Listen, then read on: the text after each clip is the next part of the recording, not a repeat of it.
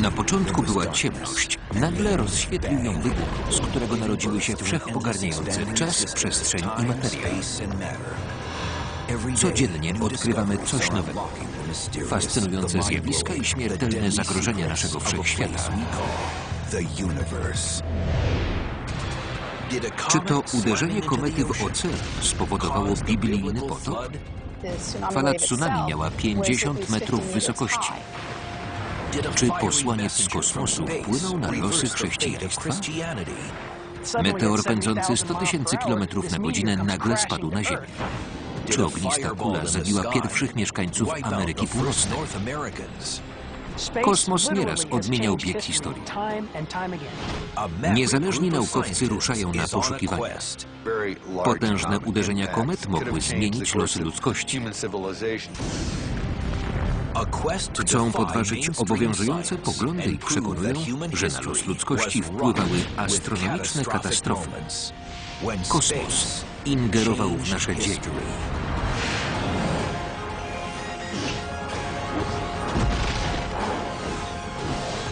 Kosmos. Tajemnice Wszechświata. Gdy kosmos zmienia historię. 40 dni i 40 nocy ulewnego deszczu. Potop opisany w Biblii i eposie o Gilgameszu to legenda o wydarzeniu, które niemal zmiotło ludzi z powierzchni Ziemi.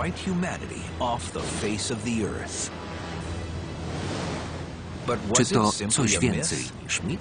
A może tak było naprawdę? Jeśli tak, to czy można naukowo zweryfikować te opisy?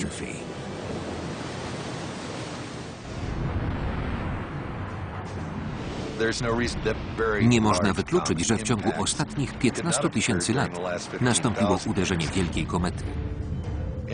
Być może globalna katastrofa zmieniła losy ludzkości.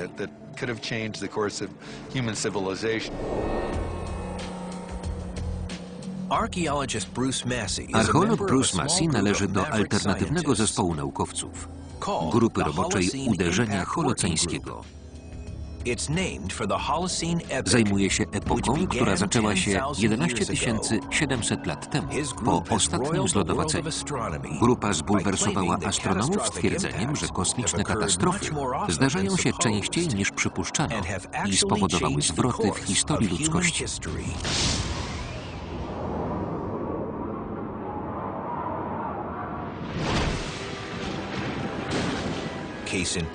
Pierwszy przykład – Wielki Potop. Biblijna opowieść o Arce Noego to jedna z wielu wersji wydarzeń, które pojawiają się w licznych mitach z całego świata.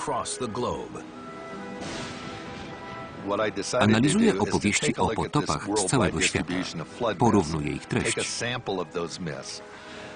Podobne opisy pojawiły się aż w 175 miejscach na całym świecie. Większość relacji o potopie ma wyraźne podobieństwa. Według wielu przed zalaniem świata po niebie przemknęła kosmiczna istota z wielkim ogonem.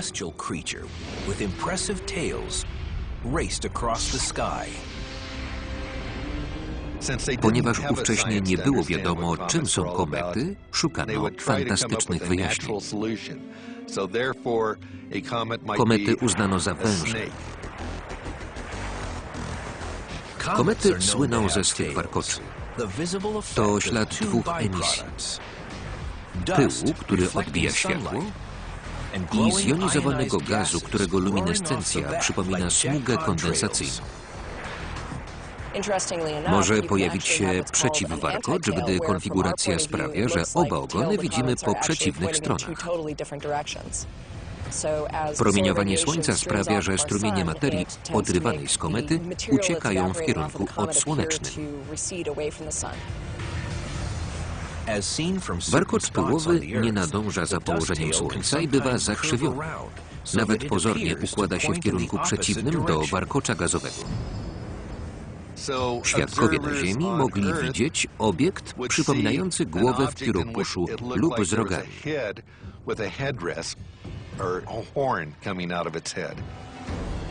W mitologii amerykańskiej opisano rogatego węża. Hindusi zaś widzieli rybę z wielkim rogiem.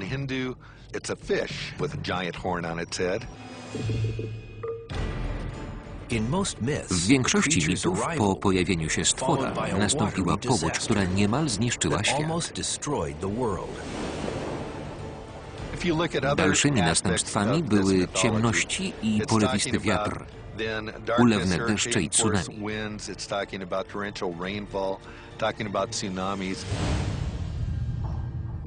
Łącząc wszystkie wydarzenia, uzyskujemy scenariusz uderzenia komety w powierzchnię oceanu.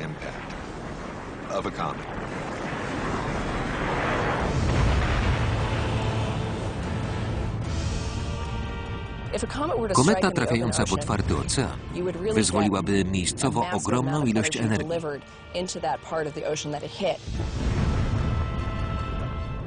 Do atmosfery dostałoby się mnóstwo wody.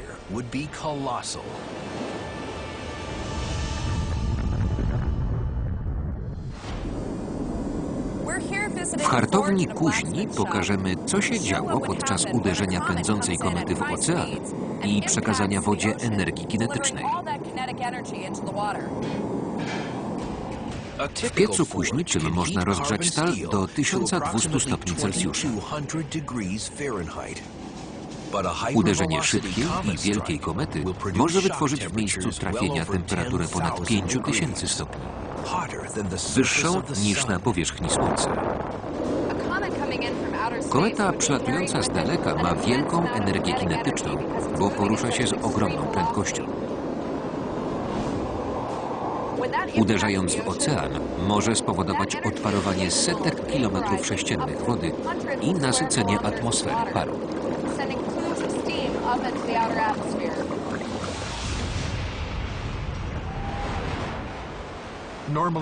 W wyższych warstwach atmosfery zawartość pary wodnej zwykle nie przekracza 0,2%.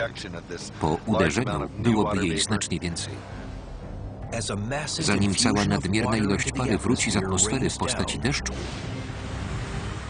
globalna ulewa zatopi lądy na wiele tygodni, a nawet miesięcy.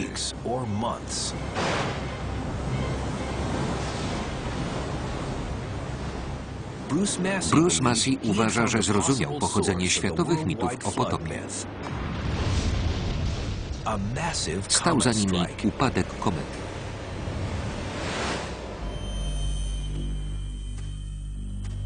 Brakuje mu jednak dowodów.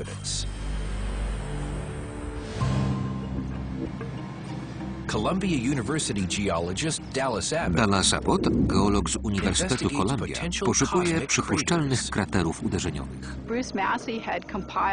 Gromadząc przekazy o kataklizmach, Bruce Massey doszedł do wniosku, że katastrofa kosmiczna nastąpiła w strefie Oceanu Indyjskiego. Za pomocą pomiarów głębokości oceanu prowadzonych przez satelity, Abbott wskazała przypuszczalne miejsce uderzenia. Nazwała go kraterem Burkla na cześć kolegi z Uniwersytetu Columbia. Formacja jest wielkim obniżeniem dna 1000 km na wschód od Madagaskaru. Ma 30 km średnicy i leży na głębokości 4000 metrów. Koszty i trudności związane z przebadaniem tego obiektu przekraczają nasze możliwości. Ale poza wielkim kraterem powinny pozostać inne ślady po komecie. Skutki ogromnego tsunami. Uderzenie komety w ocean jest znacznie groźniejsze niż upadek na ląd.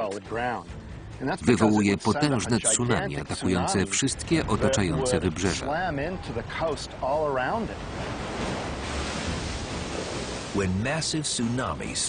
Gdy wielkie tsunami zalewa brzeg, ślady pozostają przez wieki.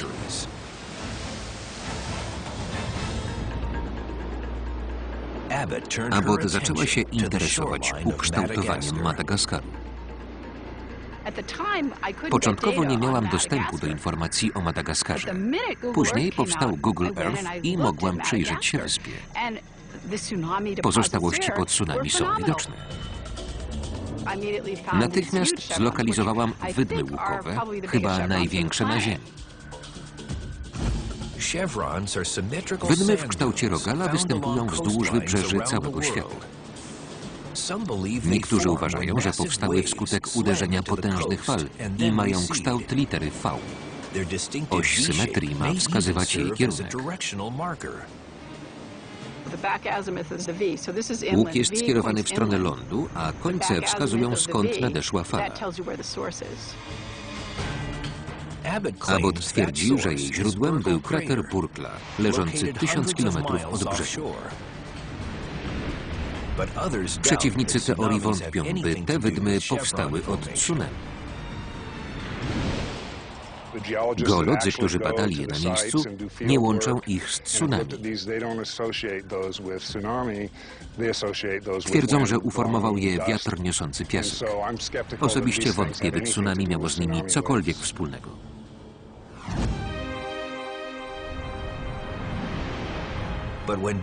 Gdy Dallas Abbott pojechała na Madagaskar, znalazła zaskakujące dowody w wydmach. Znaleźliśmy pozostałości po tsunami na wysokości 200 metrów.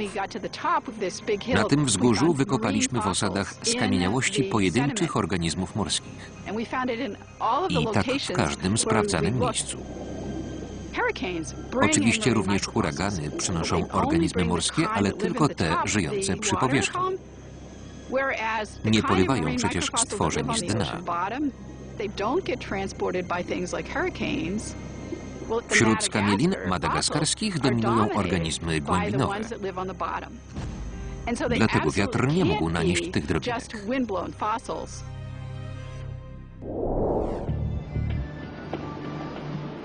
Dla grupy holoceńskiej wydmy i morskie skamieliny to niepodważalny dowód. Wraz z mitami o powodziach tworzą jednoznaczny obraz.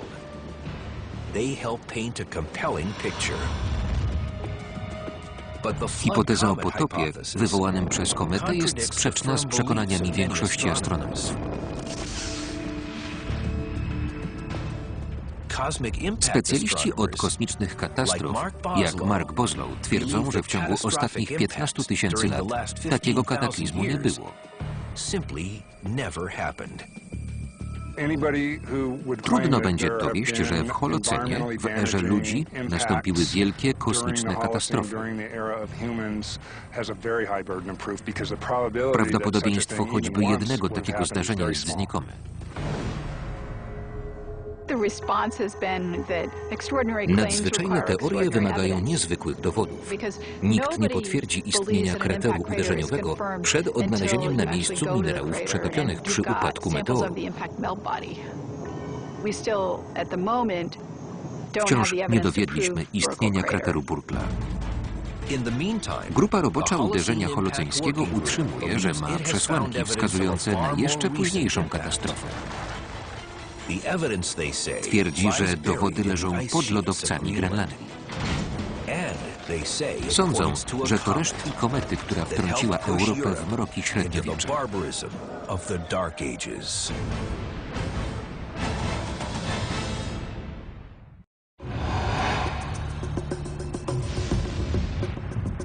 Rozważając kosmiczne katastrofy, które wpłynęły na historię, nie można zlekceważyć niepodważalnych faktów. Około roku 535 coś spowiło Ziemię ciemną zasłoną.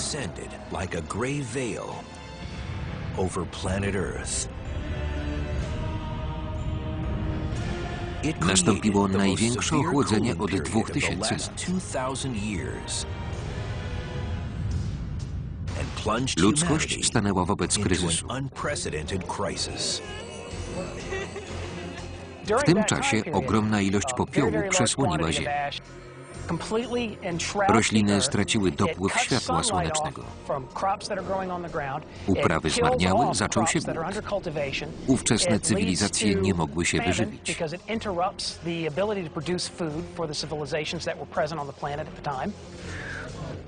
Wiemy z kronik, że od początku 536 roku Słońce było niezwykle przyćmione.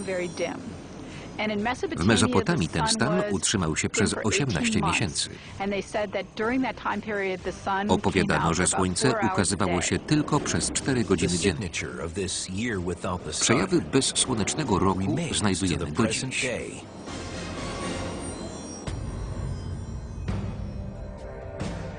Słoje drzew z Irlandii i Kalifornii jednoznacznie wskazują na gwałtowne globalne ochłodzenie.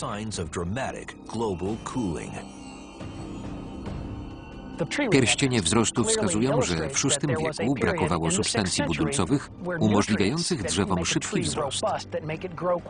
Ich ilość była tak mała, że 3 słoje są bardzo cienkie.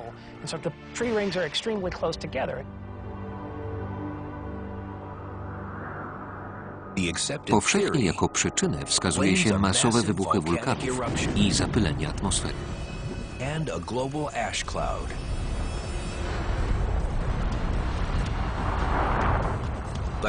Badaczka katastrof kosmicznych Dalla Sabot wskazuje innego sprawcę.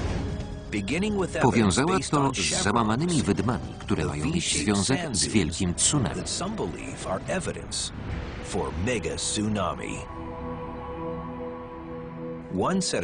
Zespół takich wydm znajduje się również wokół zatoki Carpentaria w Australii.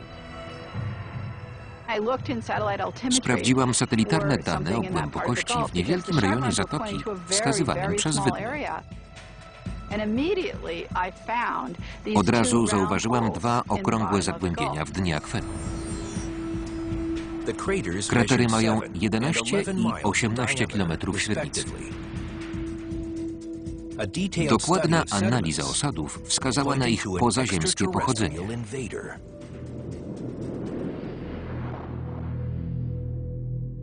Oto próbka z dna morskiego, taka jak pochodząca z zatoki Carpentaria. W tamtych znaleźliśmy zaszkliwione fragmenty skał i minerały przeobrażone uderzeniem. To wszystko wskazuje na katastrofę kosmiczną. Wydarzenie nastąpiło 1500 lat temu. Wiadomo o anomalii klimatycznej z 536 roku.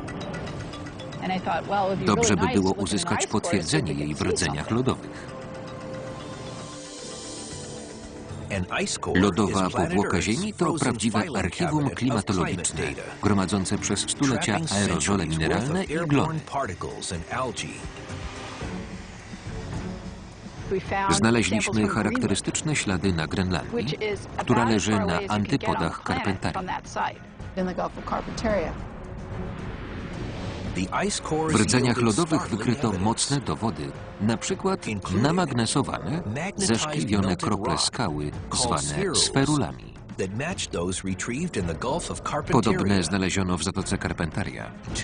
Znaleziono też 2 rodzaje przeobrażeń powstających podczas energicznego uderzenia, a także diatomit, minerał z okrzepów morskich mikroorganizmów spotykanych wyłącznie w tropikach. Skąd diatomit ze stref tropikalnych i subtropikalnych wziął się w Grenlandii? Nikt wcześniej go tam nie znalazł.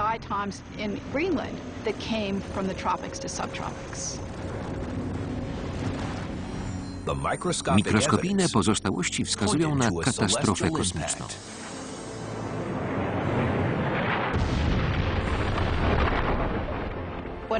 Niewątpliwie nastąpiła wielka eksplozja. Materia wyrzucona w powietrze przebyła setki, a nawet tysiące kilometrów, a potem opadła.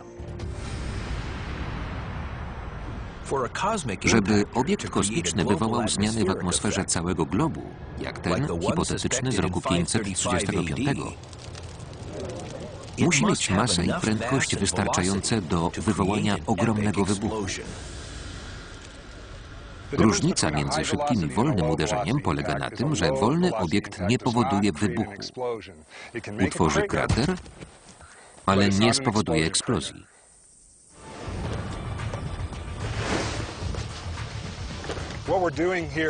Przygotowujemy się do symulacji zderzenia z ogromną prędkością. Użyjemy mieszaniny saletry amonowej i oleju napędowego, których wybuch spowoduje wyrzut materii i powstanie krateru.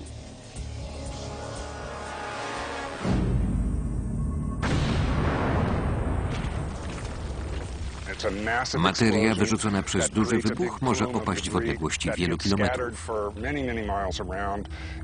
Wskutek upadku największych obiektów kosmicznych ma zasięg globalny. Gdyby ten krater był skutkiem uderzenia, to wiązałby się z wybuchem. Spadające ciało wbiłoby się w głąb gruntu. Tam wyzwolone ciepło wywołałoby topnienie i parowanie materii, a w konsekwencji i eksplozję. Szybki upadek w płytkie wody przy Australii mógł wywołać potężny wybuch i wyrzucenie pyłu wysoko w atmosferę.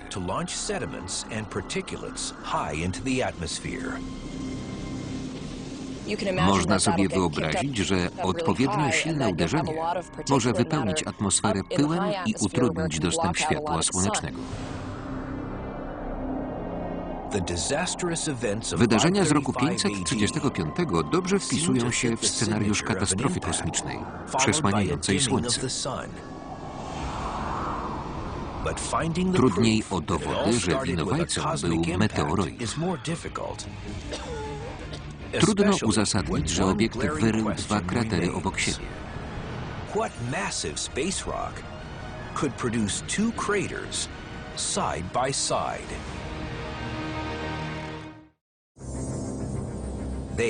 Czołowi astronomowie uznają grupę roboczą uderzenia holoceńskiego za heretyków. Mimo to zespół nie przestaje poszukiwać dowodów, że kosmos wpłynął na losy ludzkości.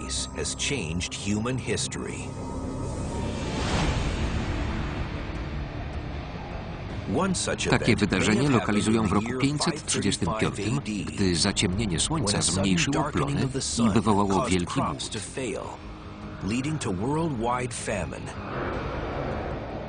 W słojach drzew wyraźnie widać, że nastąpiło spowolnienie wegetacji. Ale trzeba ustalić jego przyczyny. W 2008 roku poszukiwaczka katastrof kosmicznych Dallas Abbott odkryła dwa kratery w australijskiej zatoce Carpentaria. Przypisuje te ślady komecie. Według ugruntowanego poglądu uderzenia kosmiczne są rzadkie i dotyczą głównie asteroidów. Nasze obserwacje sugerują, że spadają raczej komety niż planetoidy.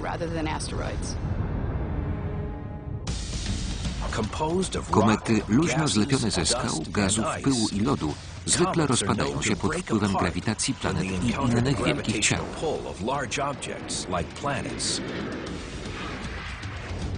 W lipcu 1992 roku teleskop kosmiczny Hubble'a zarejestrował takie zdarzenie.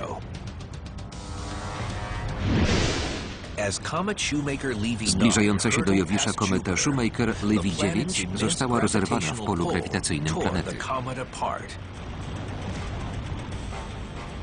Z komety Shoemaker-Levy 9 powstało kilkadziesiąt kawałków.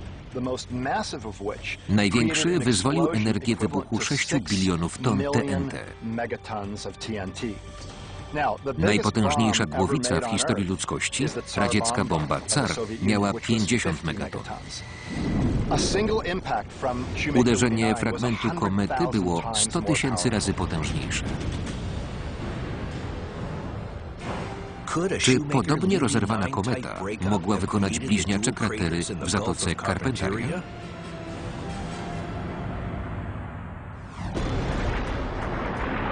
Choć ślady sugerują udział komety, specjaliści są innego zdania.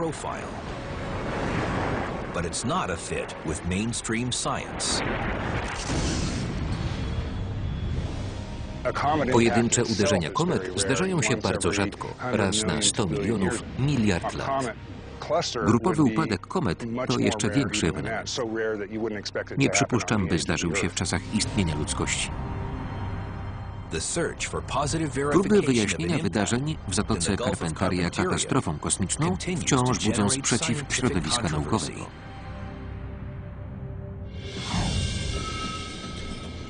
Jeszcze większe kontrowersje budzi tłumaczenie upadkiem meteorytu wyginięcia słynnej kultury z Ameryki Północnej.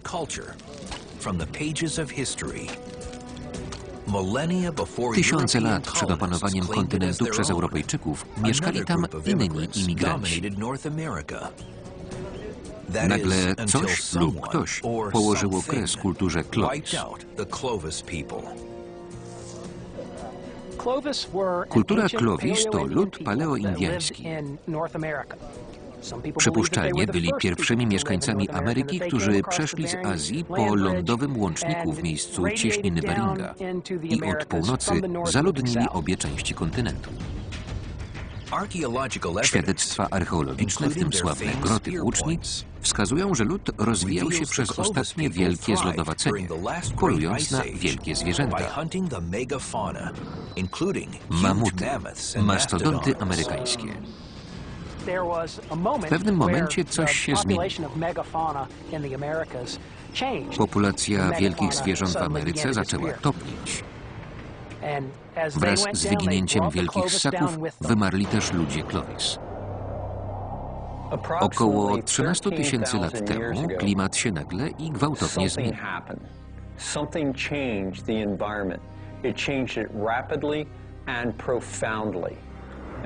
Nadeszło małe zlodowacenie. Anomalię klimatyczną nazwano młodszym Dryasem. Po tysiącach lat cofania się lodowców i wzrostu temperatury, młodszy Dryas przerwał ocieplenie i poważnie zaszkodził ludziom oraz zwierzętom.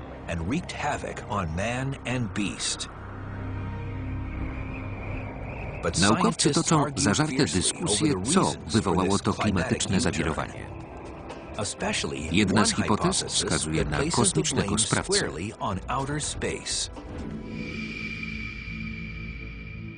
Myśliwska kultura Clovis musiała się przystosować do nowych warunków. Zmiany mogło przynieść uderzenie komety w lądolód laurentyjski.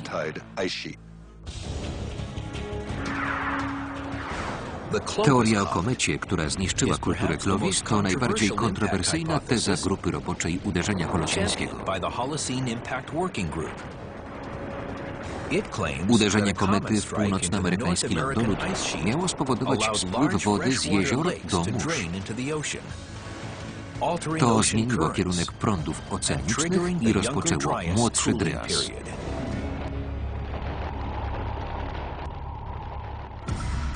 Ken Tankersley, antropolog z Uniwersytetu w Cincinnati, znalazł ślady katastrofy kosmicznej w jaskini Sheridan w Ohio.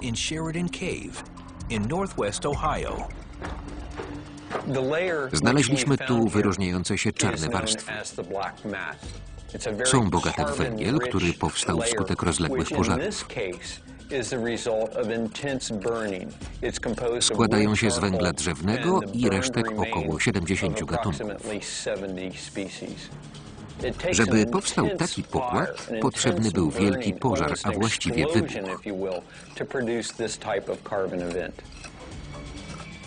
W osadach znaleziono również materię meteorytową i, co ważniejsze, jeszcze inne obiekty stanowiące pozornie niezbite dowody wielkiej katastrofy kosmicznej. Znaleźliśmy diamenty uderzeniowe. Powstają, gdy wybuch lub silny nacisk zgniatają warstwę węgla i powodują powstanie jego kryształów. Compressing carbon material to create these impact diamonds. Ze względu na tempo przeobrażeń powstaje struktura drobnokrystaliczna nanodiamentów. To poważny argument za katastrofą kosmiczną. Jednak odkrycie przyniosło szereg nowych pytań. Wykrycie nanodiamentów w pewnych miejscach w Ameryce Północnej wcale nie dowodzi, że młodszy Dryas wywołała katastrofa kosmiczna. Nie ma nawet pewności, że mamy do czynienia z diamentami, a nie z podobnym grafitem albo grafenem.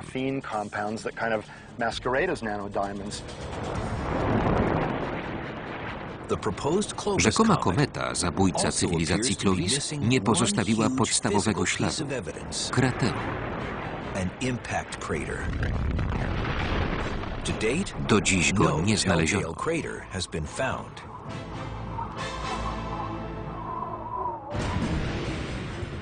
Zresztą spadający obiekt nie musi dotrzeć do powierzchni Ziemi, by spowodować katastrofę. Wiemy o tym, bo pewien meteor był bliski spowodowania wojny jądrowej.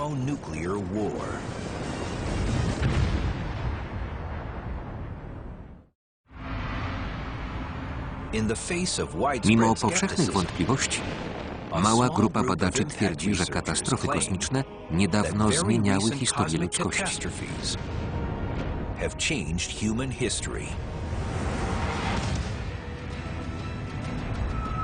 13 000 lat temu w Ameryce Północnej coś zniszczyło kulturę Clovis.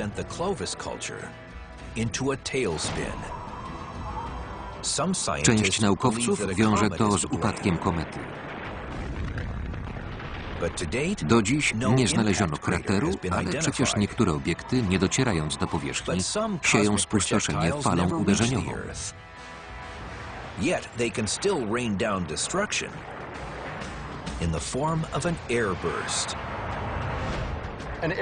Gdy kometa lub asteroida wybucha w atmosferze, powstaje fala uderzeniowa, a nie krater.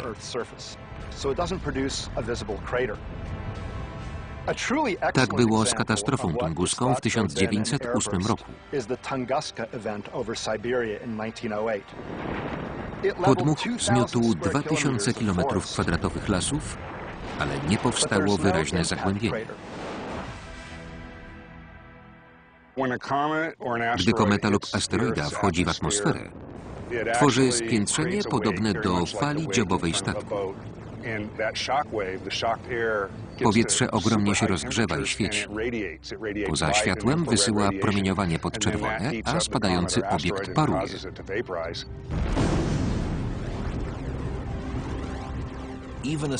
Nawet bryła mniejsza niż z nad podkamiennej tunguskiej o średnicy 60 metrów wywoła falę uderzeniową 1000 razy silniejszą niż podczas bombardowania Hiroshimy.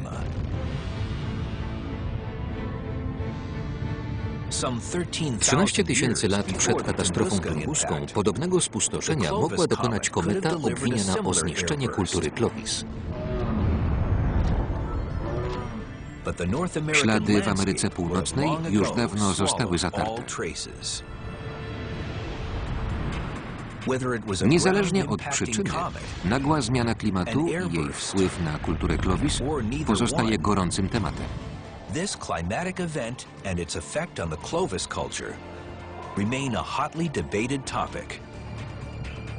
But solving the mystery is crucial. Choćby dlatego, że coś podobnego może się zdarzyć i obecnie bez wyraźnego ostrzeżenia.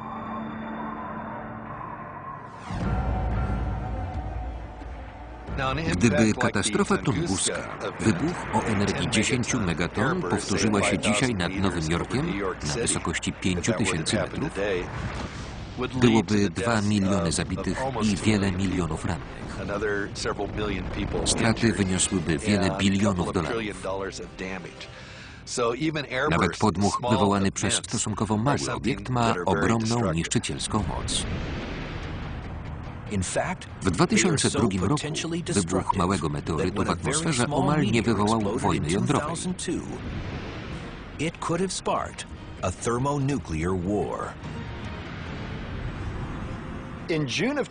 W czerwcu 2002 roku nastąpiła katastrofa kosmiczna, która mogła tragicznie odmienić historię ludzkości. Niewielki meteor o średnicy kilku metrów wpadł w atmosferę i eksplodował, wywołując falę uderzeniową. Satelita zarejestrował wielką eksplozję na wschodzie Morza Śródziemnego. Rzadko się to zdarza nad gęsto zaludnionym obszarem. W czasie zdarzenia dwa państwa dysponujące bronią jądrową, Pakistan i Indie, prężyły muskuły w sporze o Kaszmir.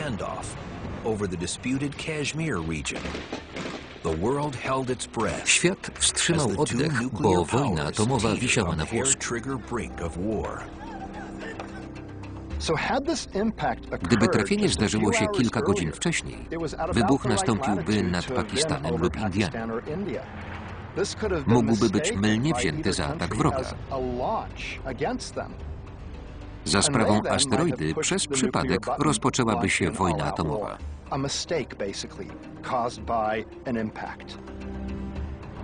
Wydarzenie nad Morzem Śródziemnym przekonało naukowców, że trzeba przewidywać pojawienie się komet, jeśli chcemy uniknąć jądrowej zagłady.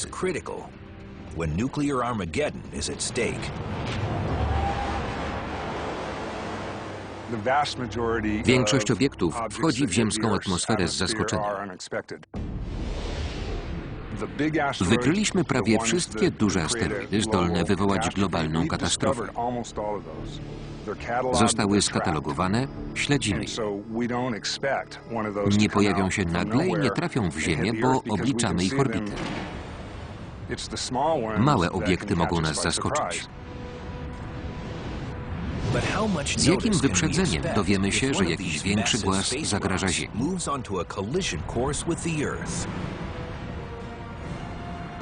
Właśnie o to zapytała nas Mary z Lincoln w Nebrasce.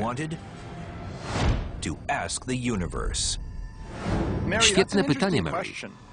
Powinniśmy jak najwcześniej wiedzieć o nadlatujących bolidach, by zapobiec zderzeniu. Asteroidy można zlokalizować dziesiątki lub setki lat przed spotkaniem i mamy sporo czasu na reakcję. Komety ujawniają się z kilkumiesięcznym, najwyżej dwuletnim wyprzedzeniem. Na reakcję może być za późno.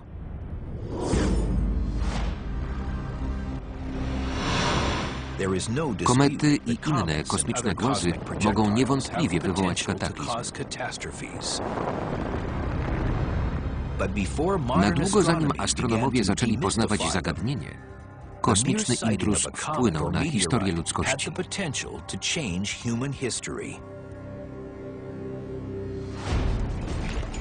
Rok 312 naszej ery. Cesarstwo rzymskie trawi wojna domowa. Władca Konstantyn szykuje się do bitwy z zaciekłym rywalem, Maksencjuszem. Toczy się walka o tron i losy imperium. Cesarz Konstantyn zasłynął z wielu czynów, m.in. z przejścia na chrześcijaństwo. Chrzest cesarza w IV wieku przyniósł dotąd prześladowanej religii popularność, a w końcu dominującą pozycję w kraju.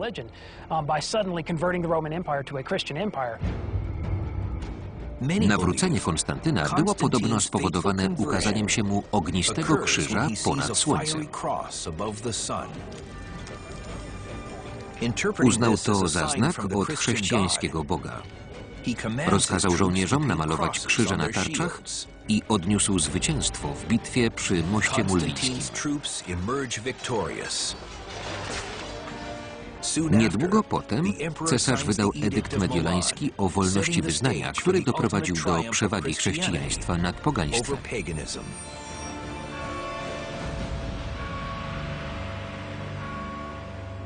Niektórzy tłumaczą wizję Konstantyna w kategoriach astronomicznych.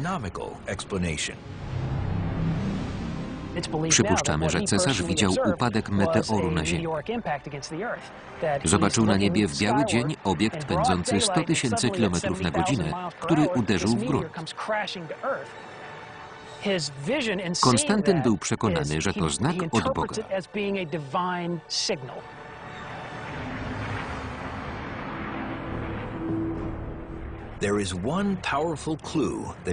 Jest ślad, który może dowieść, że nastąpiła kosmiczna katastrofa – krater. Grupa geologów znalazła go wśród wzgórz w środkowych Włoszech.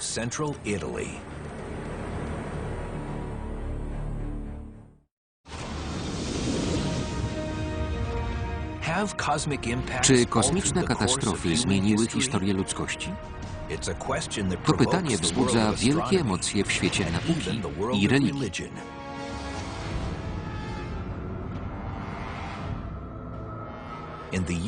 W roku 312 los chrześcijaństwa mogła odmienić katastrofa kosmiczna.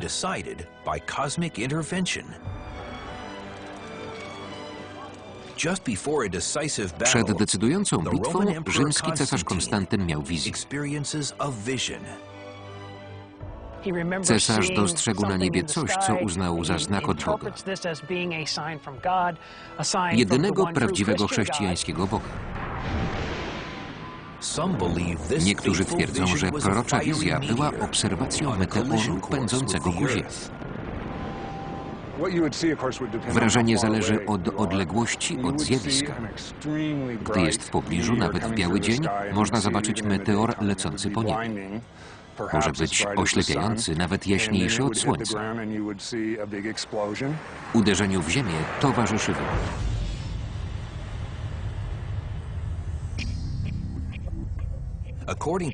Według ekipy szwedzkich geologów rzeczywiście mógł istnieć meteor Konstantyna. Odkryto odpowiedni krater. W 1999 roku ekipa znalazła zaskakujący akwen w centralnych Apeninach. Obok stawu było 20 małych kraterów. Mogły to być ślady fragmentów meteoru. Jednak dowód nie jest ostateczny. Zagłębienia mogą być studniami albo powstały w czasie II wojny światowej.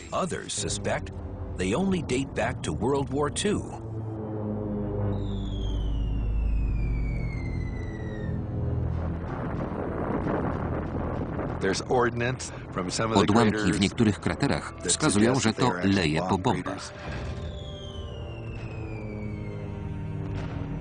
Niestety w okolicy wiele się działo. Mieszkańcy korzystali z tego zbiornika wodnego. Ludzka działalność zatarła ślady. Nie wiem, czy rozwiążemy tę zagadkę, ale rzeczywiście to może być krater. Pochodzenie krateru Sirente jest wątpliwe, bo nie znaleziono przeobrażonych minerałów. Nie dowiedziono, że wyrył go bolid. Tak czy inaczej, wizja Konstantyna to jeden z punktów zwrotnych w historii ludzkości. Czy bez tego wydarzenia chrześcijaństwo stałoby się główną religią Europy i rozszerzyło na Ameryki? Trudno orzec, ale pewnie dzięki niemu Konstantyn przyjął chrzest.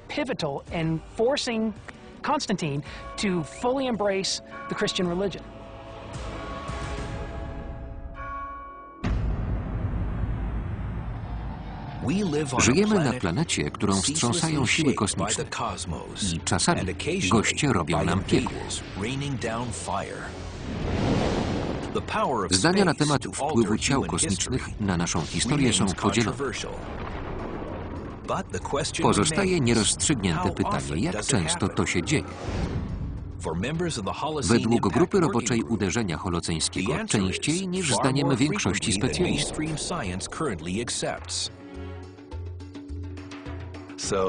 W historii ludzkiej cywilizacji przez ostatnie 10–15 tysięcy lat kosmiczne katastrofy odegrały wielką rolę. Wpływały na ewolucję człowieka i całej ludzkości.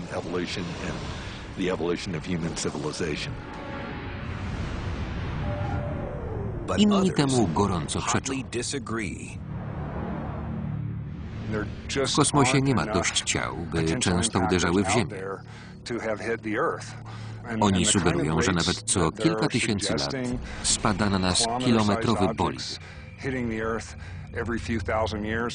Gdyby tak było, co chwila inne musiałyby przelatywać tuż obok nas. Raz, dwa razy w roku powinny zbliżać się bardziej niż Księżyc. Nie obserwujemy.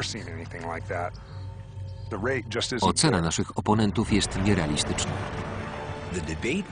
Dyskusja nie ustaje i zapewne będzie trwała aż do ostatnich dni ludzkości. Ale kto wie, czy nasza cywilizacja odejdzie sama? Czy zniszczy ją kosmos nagłym zwrotem wydarzeń? Wersja polska Studio Publishing na zlecenie Amercom S.A. Tekst Jakub Szpetulski-Łazarowicz. Konsultacja Zbigniew Gawryś. Czytał Andrzej Leszczyński.